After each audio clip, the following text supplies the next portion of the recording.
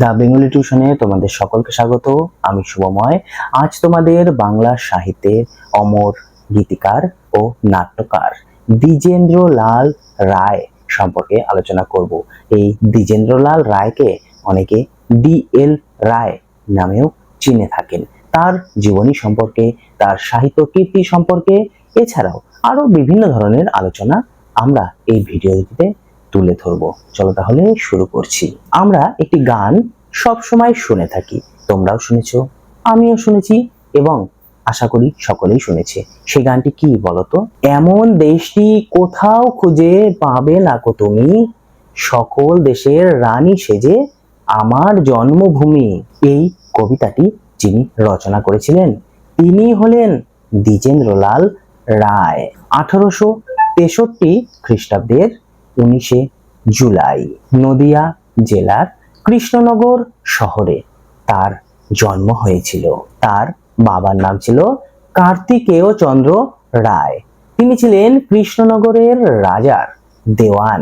এছাড়াও দ্বিজেন্দ্রলাল রায় খ্যাতি পেয়েছিল মূলত গীতিকার এবং গায়ক হিসেবেও। আমরা দেখেছি দ্বিজেন্দ্রলাল রায়ের শৈশব থেকেই, মানে ছোটবেলা থেকেই সঙ্গীতের প্রতি তার একটি গভীর অনুরাগ ছিল। মূলত বাবার কাছ থেকেই তিনি প্রথম সঙ্গীত শিক্ষা লাভ করেছিলেন বা শিখতে শুরু করেছিলেন।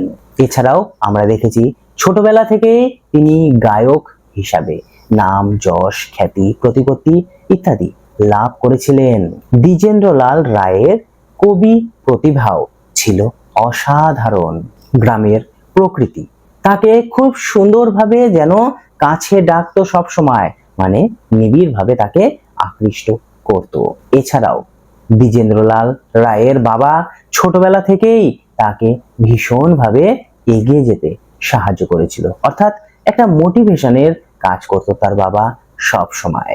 দ্বিজেন্দ্রলাল রায়ের দুই দাদা রাজেন্দ্রলাল ও হরেন্দ্রলাল, তারাও সঙ্গীত শিল্পী হিসাবে বিশেষ খ্যাতি লাভ করেছিল।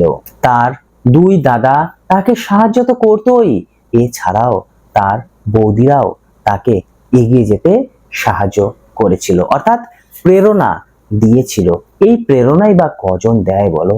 এর ফলে বাংলা সাহিত্য জগতে দ্বিজেন্দ্রলাল রায়ের নাম, যশ, খ্যাতি ছড়িয়ে পড়তে খুব বেশি দিন সময় লাগেনি। তিনি প্রথম জীবনে তার গ্রামের স্কুলেই পড়াশোনা করেছিলেন। এরপরে আমরা দেখতে পাই হুগলি কলেজে তিনি ভর্তি হয়েছিলেন। BA ক্লাসে পড়ার সময় তার প্রথম কাব্যগ্রন্থ আর্য গাথা প্রকাশিত হয়েছিল। এরপর তিনি প্রেসিডেন্সি কলেজে ভর্তি হয়েছিলেন। সেই প্রেসিডেন্সি কলেজে তিনি ইংরেজি নিয়ে পড়াশোনা শুরু করেছিলেন এবং সেখান থেকে তিনি পড়াশোনা চালিয়ে গিয়েছিলেন। প্রেসিডেন্সি কলেজে MA পরীক্ষা দেওয়ার পরে সেখান থেকে পাশ করেছিলেন এবং তারপর তিনি কর্মজীবনে প্রবেশ করেন এবং স্থানীয় একটি চাকরি তিনি শুরু করেছিলেন। তারপর তিনি সরকারি বৃত্তি পেয়েছিলেন এবং সরকারি বৃত্তি পেয়ে তিনি বিলেতে যাবার একটি সুযোগ পেয়েছিলেন।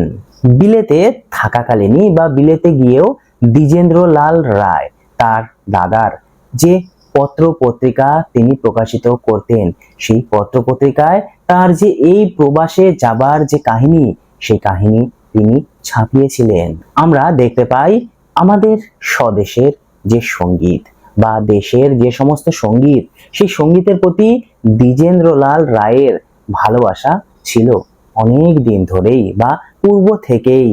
আর তিনি যে বিলেতে গিয়েছিলেন সেখানকার যে পাশ্চাত্য সঙ্গীত, সেই পাশ্চাত্য সঙ্গীতের প্রতি তিনি অনুরক্ত হয়ে পড়েছিলেন এবং এই পাশ্চাত্য সঙ্গীতের সাথে দেশীয় সঙ্গীতকে তিনি ভীষণভাবে ভালোবাসতে থাকলেন। আর শুধু দেশীয় সঙ্গীতে নয়, তিনি পাশ্চাত্য সঙ্গীতেও নিজের প্রভাব বিস্তার করতে লাগলেন এবং খুব সহজেই তিনি খ্যাতির শিখরে পৌঁছে গেলেন। দ্বিজেন্দ্রলাল এই প্রবাসে থাকাকালীনই লিরিক্স ইন্ডিয়া নামে একটি কাব্যগ্রন্থ প্রকাশিত করেছিলেন। স্বদেশকে ভালোবেসে স্বদেশের প্রতি গান রচনা করে তিনি এই অমর যে গানগুলি, সে গানগুলি তিনি ধীরে ধীরে রচনা করতে শুরু করলেন। আর তিনি তো বিদেশে ছিলেনই, সেই বিদেশে থাকার সুবাদেই তিনি স্বদেশী এবং বিদেশি দুটি গানের একটি সংমিশ্রণ ঘটাতে সক্ষম হয়েছিলেন। সেই সময় সমাজে একটি রীতি প্রচলিত ছিল যে কেউ যদি দেশকে ছেড়ে বিলেতে চলে যায়, সেই বিলেতে যাওয়া প্রবাসীকে তৎকালীন সমাজের মানুষেরা শ্লেষ্ঠ বলে মনে করতেন। আর দেশে যখন ফিরে আসতো, দেশে ফিরে আসলেই তাকে সেই ভুলের প্রায়শ্চিত্ত করতে হতো। আমরা দেখেছি দ্বিজেন্দ্রলাল রায়ও যেহেতু বিলেতে গিয়েছিলেন পড়াশোনা করার জন্য, তাই তাকে দেশে ফিরে এসে সেই ভুলের প্রায়শ্চিত্ত করতে হয়েছিল। মানে ভুল স্বীকার করতে হয়েছিল সেটা বড় কথা নয়, মানে স্বীকার তো তিনি করেননি, তার উপর চাপিয়ে দেওয়া হয়েছিল যে তুমি এটি স্বীকার করো। কিন্তু দ্বিজেন্দ্রলাল রায় দেখলেন যে এই যে একটি ধর্মীয় গোঁড়ামি এবং এই অশিক্ষিত মানুষদের একটা অকারণ চাপিয়ে দেওয়া অত্যাচার, এগুলি বেশি দিন চলতে পারে না। এগুলি তিনি তো স্বীকার করলেনই না প্রায়শ্চিত্তের, বরং এইসব নিয়ম কানুনের বিরুদ্ধে তিনি যথারীতি প্রতিবাদ করতে শুরু করলেন। এই প্রতিবাদগুলি তার লেখা যে এক ঘরে বইটি রয়েছে, সেই বইটিতে আমরা খুব সুন্দরভাবে দেখতে পাই। 1886 খ্রিস্টাব্দে দ্বিজেন্দ্রলাল রায় একটি সরকারি চাকরি পান। আর এই সরকারি চাকরি পাওয়ার ফলে তাকে দেশের বিভিন্ন জায়গায় ঘোরাঘুরির কাজ করে যেতে হয়।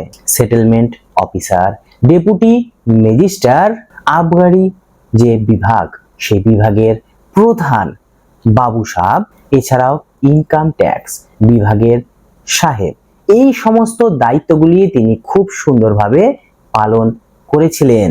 সরকারি চাকরি থেকে তিনি অবসর নিয়েছিলেন কিছুদিন বাদেই, মানে কিছুদিন বলতে যখন অবসর নিয়েছিলেন সেই সময়টিতে 1905 খ্রিস্টাব্দে শিক্ষিত ও স্বদেশপ্রেমী মানুষদের নিয়ে তিনি একটি সম্মেলন গঠন করেছিলেন, সেটি হলো পূর্ণিমা সম্মেলন।